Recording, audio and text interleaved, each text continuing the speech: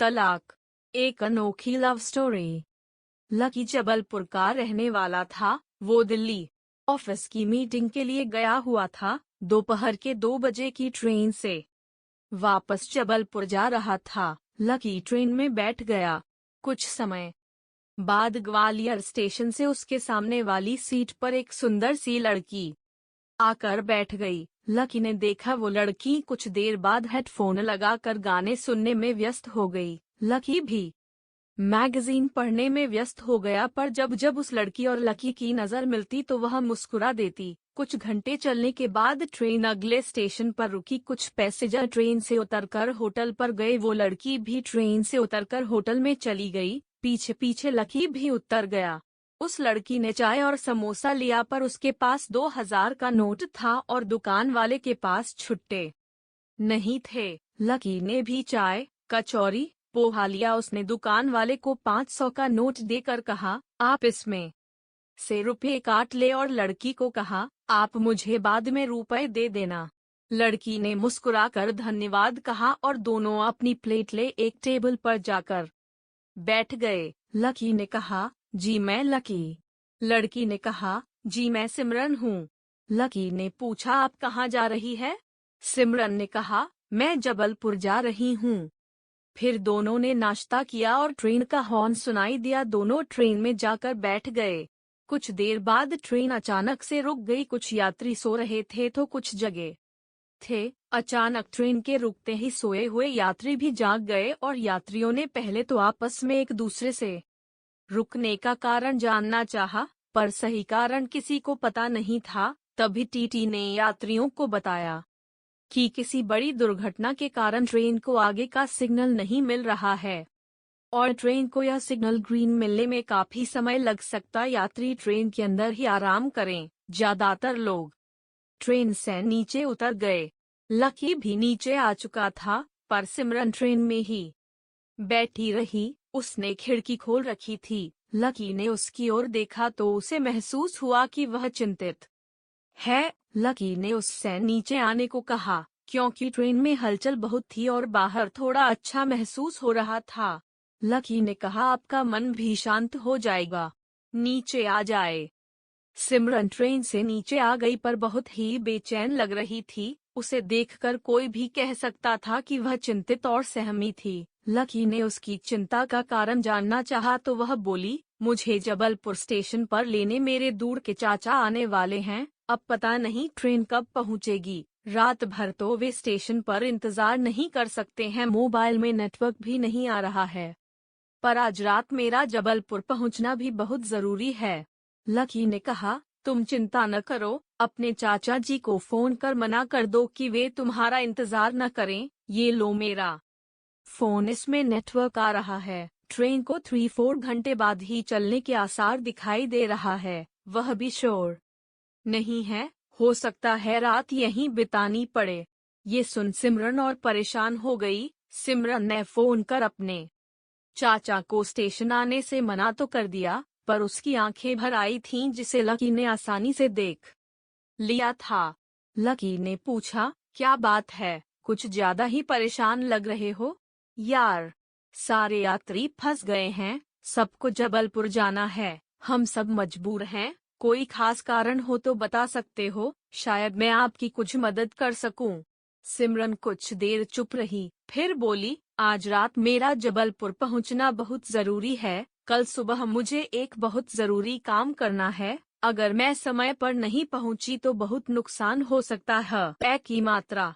Lucky ने पूछा, हालांकि मुझे जानने का अधिकार तो नहीं है, लेकिन अगर आप खुलकर कुछ कहेंगी तो मैं उसका हल निकालने की कोशिश जरूर करूंगा।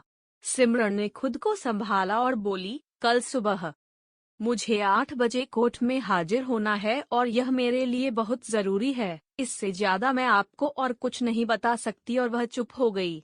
अगर आज रात तक ही पहुंचना है तो मैं कोई विकल्प देखूं क्या? लकी ने पूछा। सिमरन ने कहा, मैं जीवन भर आपके आभारी रहूंगी, हो सके तो कुछ कीजिए। लकी ने ट्रेन के टीटी से ट्रेन जाम का कारण पूछा तो उसने बताया कि आगे पुलिया पर बस और आगे वाली ट्रेन की टक्कर हो गई। कुछ लोग घायल हो गए और कुछ अस्पताल ले गए। कुछ बस में फंसे होने की संभावना है और ट्रेन और बस फंस गई, इसलिए ट्रेन को चलाने मुश्किल हो रहा है। इसमें समय लगेगा। लकी ने टीटी से कहा, सर जबलपुर के लिए कोई वाहन मिल सकता है? आगे बताया कि उसे जबलपुर जाना बहुत जरूरी है, कोई उपाय हो तो बताओ। तो टीटी ने कहा कि ज्यादा सामान नहीं है तो पैदल ही पुलिया पार करके लिफ्ट ले लो, मतलब आगे जाकर कार या बस पकड़ लो।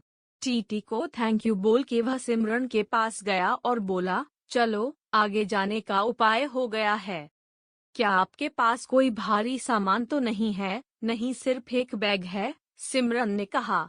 फिर दोनों ने अपना सामान उठाया और पुलिया पार करने के लिए चलने लगे। पुलिया के उस तरफ रोड पर भी वाहनों की लंबी कतार थी। करीब 1 घंटे चलने के बाद उन्हें एक ऑटो वाला मिला। उसने बताया आगे कार किराए पर मिल जाएगी। वे ऑटो में बैठे गए। रास्ता उबड़ खाबड़ था। ऑटो की बार बार हिचकोले खाने से सिमरन की बाहों के स्पर्श ने लकी को पूजा की याद दिला दी। लकी को याद आया 3 साल पहले जब हम अपनी पत्नी पूजा के साथ ऑटो में जाया करते थे और उनके शरीर के स्पर्श का मजा लिया करते थे।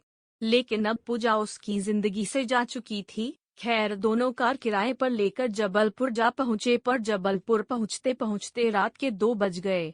लकी ने सिमरन से पूछा कि जबलपुर में उसे कहाँ जाना है, तो उसने कहा, मुझे जाना तो जबलपुर सिटी में है, पर कहाँ घर है चाचा जी का पता नहीं, पहली बार जा रही हूँ। दरअसल मेरे पिताजी एक जरूरी काम से जयपुर गए हैं। मैं माता पिता की इकलौती संतान हूँ, इसलिए अकेले आना पड़ा।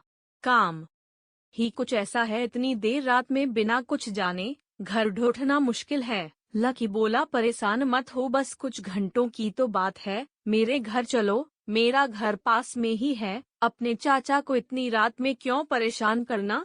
सिमरन ने कहा। नहीं नहीं, यह ठीक नहीं होगा, मैं टैक्सी ले खुद चली जाऊंगी, चाचा जी से फोन पर बात कर लेती हूँ। नहीं, इतनी रात अकेले जाना ठीक नहीं, कहकर लकी ने अपने घर फोन किया और बोला, माँ तुम अभी तक सोई नहीं? एक ही रिंग पर फोन उठा लिया। हाँ बेटा। लकी, माँ मैं 10 मिनट में पहुँच रहा हूँ, कहकर सिमरन से बोला, मेरी माँ घर अभी तक मेरे लिए जाग रही हैं, तुम्हें कोई समस्या नहीं होगी, तुम मेरे घर चलो। सिमरन ने सिर हिलाकर अपनी सहमति जता दी। थोड़ी देर में दोनों घर पहुँचे तो सिमरन को देख लकी की माँ ने कहा, क्यों, पूजा को मना लाया है क्या? दरअसल उसकी माँ की नज़र कमजोर थी, उन्होंने चश्मा नहीं लगाया था और फिर अंधेरा होने की वजह से और परेशानी हो रही थी, इसलिए ठीक से नहीं देख पा रही थी। लकी बोला, माँ आप समझती क्यों नहीं? अब वह यहाँ क्यों आएगी? आप जाकर सो जाओ। पर माँ ने जब उससे सिमरन के बारे में पूछा तो लकी ने संक्षेप में उसके बारे में बताकर माँ को सोने के लिए कह दिया। फिर उसने सिमरन को गेस्ट रूम में आराम करने को कहा और बोला, मैं चाय और कुछ खाने को ले आता हूँ। फिर दोनों बैठ के चाय पीने लगे। फिर सिमरन ने लकी से पूछा, बुरा न माने तो एक बात पूछूं? फिर लकी के हाँ कहने पर वह बोली, पूजा आपकी पत्नी है? लकी ने कहा, है नहीं थी, हमारा तलाक हो चुका है। सॉरी, क्या इत्तेफाक है, कल कोर्ट में मेरे तलाक पर आखिरी फैसला होना है। फैसला क्या, बस तलाक पर मुहर लगनी है। मेरा और सोनू का आपसी सहमति से तलाक हो रहा है। कुछ देर तक दोनों खामोश एक दूसरे को हैरानी से देखते रहे। फिर लकी ने कहा, तुम तो पढ़ी लिखी हो, खूबसूरत भी हो, तो तलाक क्यों?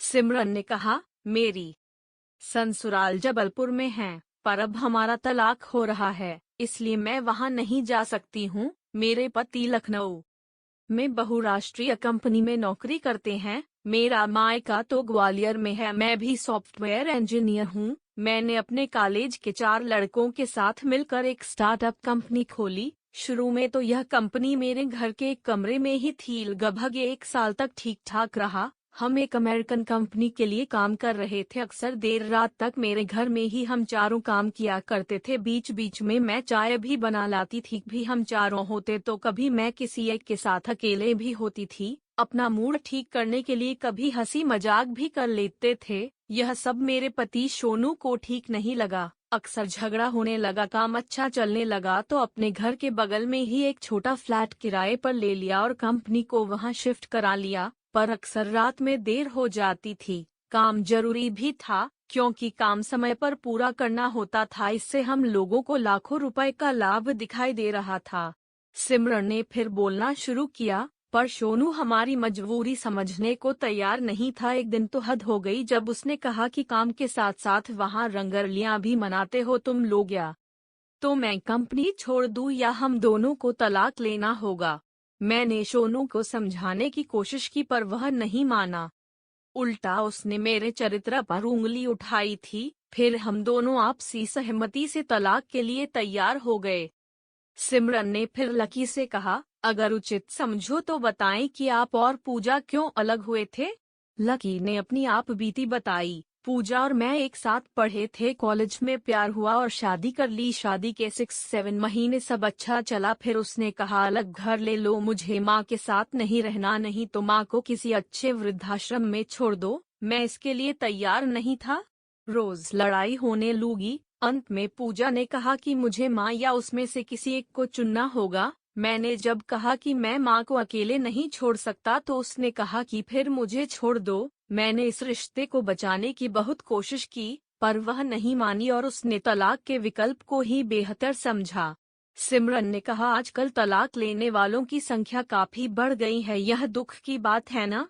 लड़कियां भी पढ़ लिख कर कमाने लगी हैं मर्दों की तरह, तो उनको भी घर में उतनी इज्जत देनी होगी जितना मर्द अपने लिए चाहते हैं। उन्हें भी अपना कैरियर बनाने का हक है ना। क्या मैं गलत बोल रही हूँ? लकी ने कहा, नहीं, पर लड़के क्या अपने माता पिता के भले के लिए कुछ करना चाहे तो यह गलत है?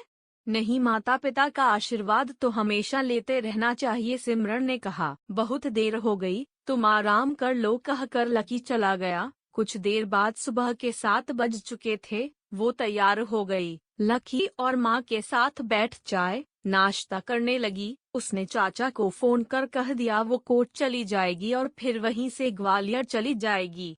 लकी की माँ ने सिमरन से पूछा, बेटी, तलाक के बाद तुम ने भविष्य के बारे में क्या सोचा है?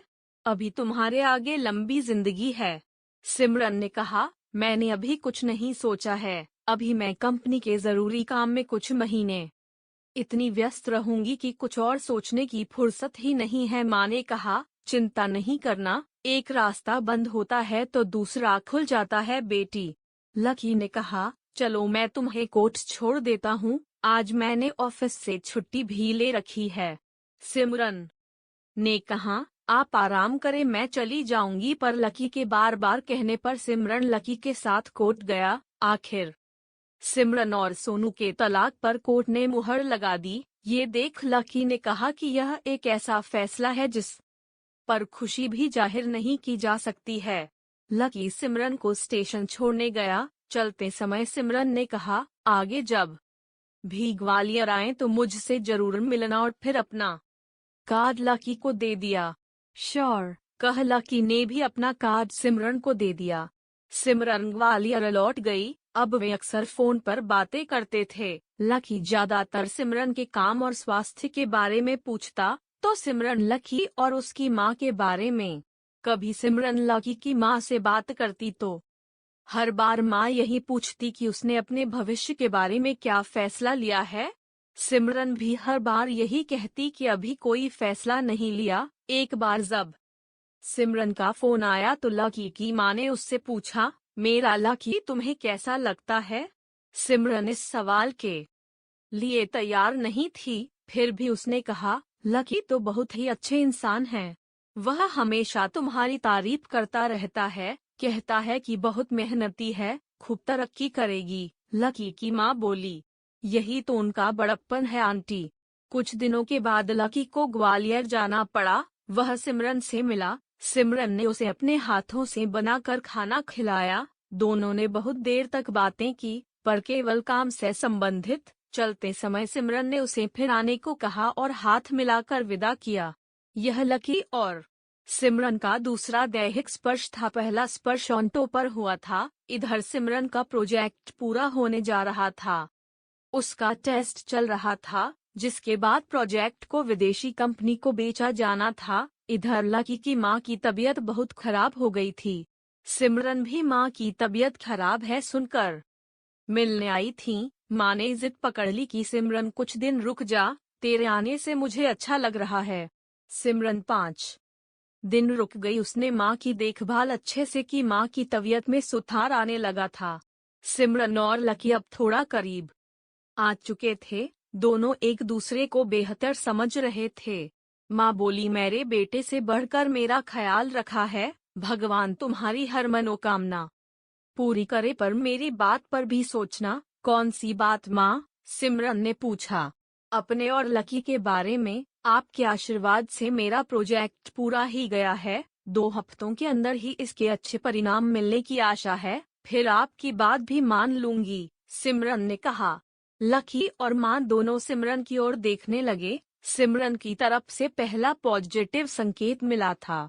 इधर सिमरन के माता पिता भी उसके लिए चिंतित रहते थे। सिमरन ने लकी की चर्चा उनसे कर रखी थी। उसने कहा था कि जबलपुर जाने वाली उस रात की बात ने सिमरन को काफी इम्प्रेस किया है। इतना ही नहीं, सिमरन के पिता ने एक बार चुपके से जबलपुर आकर लकी के बारे में जानकारी भी ले ली थी। वे लकी से संतुष्ट थे। उन्होंने अपनी सहमति सिमरन को दे दी थी। इसके 1 महीने बाद सिमरन ने लकी को फोन पर बताया कि उसका प्रोडक्ट विदेशी कंपनी ने अच्छी कीमत देकर खरीद लिया है। उसकी कंपनी के चारों पार्टनर्स को 50-50 लाख रुपए का फायदा हुआ है। लकी की मां ने सिमरन से फोन पर कहा, तुम्हारी सफलता पर बहुत बहुत बधाई। देखा, लकी ने ठीक ही कहा था कि तुम बहुत मेहनती लड़की हो और जल्द ही तुम्हें तरक्की मिलेगी। सिमरन ने कहा, सब आप लोगों के आशीर्वाद से है मौजी। अब तो तेरा प्रोजेक्ट भी पूरा हो गया, तो बता लकी के बारे में क्या सोचा है? सिमरन ने कहा, मैंने कहा था ना कि लकी बहुत अच्छे इंसान हैं। मुझे भी बहुत अच्छे लगते हैं। इसके आगे मैं क्या बोलूं? हाँ, एक और सरप्राइज है। मेरी कंपनी को विदेश से बहुत बड़ा ऑर्डर मिला है।